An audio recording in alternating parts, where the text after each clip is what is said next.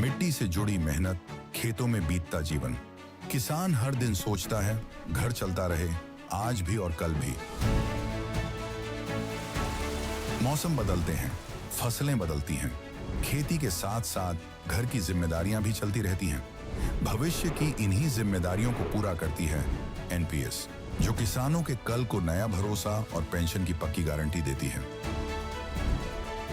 NPS Bharat सरकार के अंतर्गत पीएफआरडीए के द्वारा एक विनियमित योजना है जो किसानों के लिए बुढ़ापे में पेंशन सुनिश्चित करती है।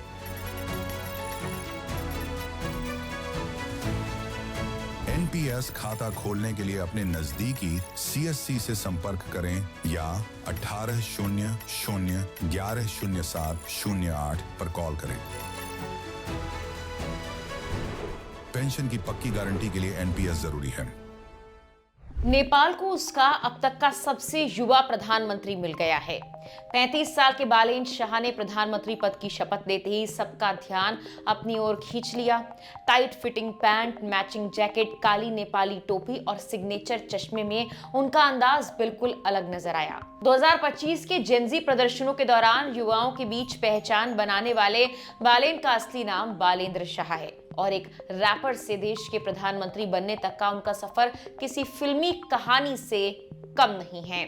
बालेंद्र शाह का जन्म 1990 में काठमांडू के नरदेवी इलाके में हुआ। वो अपने माता पिता के सबसे छोटे बेटे हैं। उनके पिता एक आयुर्वेदिक डॉक्टर हैं, जबकि मां घर संभालते हुए परिवार की परवरिश करती रहीं। शाह शादीशुदा हैं और अपनी पत्नी और बेटी के साथ रहते हैं। पढ़ाई की बात करें तो उन्होंने काठमांडू से इंजीनियरिंग की डिग्री हासिल की और आगे की पढ़ाई के लिए भारत के कर्नाटक चले गए। लेकिन उनकी असली पहचान बनी साल 2013 में, जब उन्होंने नेपाल की एक पॉपुलर रैप बैटल जीतकर अचानक सुर्खियां बटोर ली। उनके गानों में उस पीढ़ी की नाराजगी झलकती थी जो खुद को दबा हुआ और नजरअंदाज महसूस करती थी। इसके बाद उन्होंने कई ऐसे गाने बनाए जिनमें भ्रष्टाचार और सामाजिक असमानता पर खुलकर सवाल उठाए गए। उनका स्टाइल भी अलग था, काले चश्मे, ब्लैक ब्लेजर, ब्लैक पेंट में एक दमदार पर्सनालिटी। उनका मशहूर गाना बलिदान यूट्यूब पर 1 करोड़ से ज्यादा बार देखा जा चुका है, जिसमें सिस्टम पर तीखे सवाल उठाए गए, जैसे विदेश में काम कर रहे लोगों का कर्ज आखिर कौन चुकाएगा। साल 2022 में उन्होंने राजनीति में बड़ा उलटफेर किया और काठमांडू के मेयर का चुनाव एक स्वतंत्र उम्मीदवार के तौर पर भारी मतों से जीत लिया। उन्होंने उन बड़ी पार्टियों को हरा दिया जो दशकों से सत्ता में जमी हुई थी। मेयर के तौर पर उन्होंने शहर को साफ करने, स्थानीय विरासत बचाने और भ्रष्टाचार के खिलाफ कार्रवाई करने की कोशिश की। हालांकि अवैध निर्माण हटाने के लिए चलाए गए बुलडोजर अभियान को लेकर उन्हें आलोचना का सामना भी करना पड़ा, खासकर सड़क किनारे व्यापार करने वालों और झुग्गी में रहने वाले लोगों की ओर से। पिछले सितंबर में हुए प्रदर्शनों के दौरान उनका प्रभाव और ज्यादा साफ दिखा। इन प्रदर्शनों में 77 लोगों की मौत हुई, जिनमें कई प्रदर्शनकारी पुलिस गोलीबारी का शिकार हुए। यह आंदोलन सोशल मीडिया बैन से शुरू हुआ था, लेकिन इसके पीछे असली वजह थी भ्रष्टाचार, बेरोजगारी और खराब आर्थिक हालात को लेकर लोगों का गुस्सा। इस दौरान उनके गाने नेपाल हंसेको को प्रदर्शनकारियों ने एंथम बना लिया, जिसका मतलब है मुस्कुराता हुआ नेपाल। इसके बोल लोगों की जुबान पर चढ़ गए और हफ्तों तक सड़कों से लेकर घरों तक गूंजते रहे।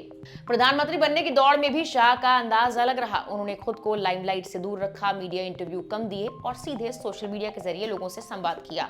उनके आलोचक इसे सवालों से बचने की रणनीति मानते हैं, लेकिन शाह ने अपने पोस्ट के जरिए भ्रष्टाचार के खिलाफ सख्त कदम, न्यायपालिका में सुधार और 12 लाख नौकरियां देने जैसे बड़े वादे किए। उनकी ये रणनीति काम कर गई। 5 मार्च को हुए आम चुनाव में उनकी पार्टी ने जबरदस्त जीत हासिल की और पुराने राजनीतिक ढांचे को हिलाकर रख दिया। शाह ने झापा 5 सीट पर पूर्व प्रधानमंत्री केपी शर्मा ओली को भी हरा दिया, जो लंबे वक्त से उनकी मजबूत सीट मानी जा रही थी। पद संभालने से पहले उन्होंने एक नया गाना भी रिलीज किया, जिसमें उन्होंने रैप करते हुए कहा, एकजुट नेपाली इस बार इतिहास बन रहा है। ये गाना कुछ ही घंटों में 20 लाख से ज्यादा बार देखा गया और उनके रैपिंग दिनों की याद ताजा कर गया। उनकी निजी जिंदगी की बात करें तो उनकी पत्नी का नाम सबीना काफले है। दोनों की शादी साल 2018 में हुई थी। सबीना हर कदम पर उनके साथ खड़ी रही, चाहे वो उनका म्यूजिक करियर हो या फिर राजनीति का सफर। संपत्ति की बात करें तो बालेन शाह की कुल नेटवर्थ करीब 5 से 6 करोड़ नेपाली रुपए आंकी जाती है, जो कि भारतीय रुपए में लगभग 3.1 करोड़ से 3.8 करोड़ के बीच होती है। उनकी मासिक आय 3 लाख नेपाली रुपए से ज्यादा बताई जाती है। हालांकि उनका राजनीतिक सफर विवादों से भी अछूता नहीं रहा। 2022 में बुलडोजर अभियान को लेकर उन्हें सख्त रवैये के लिए आलोचना झेलनी पड़ी। टुकुचन आदि को बाहर लाने के लिए निजी संपत्तियों के हिस्से तोड़ने के फैसले पर कानूनी विवाद भी हुए। बागमती नदी किनारे रहने वाले लोगों को हटाने के दौरान पुलिस और स्थानीय लोगों के बीच झड़प हुई, क्योंकि लोग पहले पुनर्वास की मांग कर रहे थे। सड़क किनारे दुकानदारों पर कार्रवाई को लेकर भी आरोप लगे कि पुलिस ने जरूरत से ज्यादा बल प्रयोग किया। साल 2023 में उन्होंने फेसबुक पर एक विवादित बयान दिया कि अगर काठमांडू महानगर की गाड़ियों को रोका गया तो वो सिहंदर बार में आग लगा देंगे, जिस पर भारी विरोध हुआ। उनके दफ्तर में ग्रेटर नेपाल का एक नक्शा लगाने से भारत के साथ कूटनीतिक तनाव की स्थिति भी बनी। फिल्म आदिपुरुष को लेकर विवाद के बाद भारतीय फिल्मों पर रोक लगाने की कोशिश ने भी कानूनी मुश्किलें खड़ी की। साल 2025 में भी वो कंट्रोवर्सी में आए, जब उन्होंने सोशल मीडिया पर कुछ देशों और राजनीतिक दलों के खिलाफ आपत्तिजनक टिप्पणियां की। वहीं जेंजी प्रदर्शनों के दौरान कुछ छात्रों ने आरोप लगाया कि उन्होंने सरकारी इमारतों में लगी आग बुझाने के लिए फायर ब्रिगेड नहीं भेजी। हालांकि शाह ने इन आरोपों को पूरी तरह से खारिज कर दिया। रैप की दुनिया से निकलकर सत्ता के शिखर तक पहुंचने वाले बालेन शाह की कहानी सिर्फ एक व्यक्ति की सफलता नहीं, बल्कि उस बदलाव की कहानी है जिसे नेपाल का युवा महसूस कर रहा है। इस पर आपकी राय क्या है? कमेंट बॉक्स में हमें जरूर बताइए। फिलहाल के लिए इस वीडियो में इतना ही।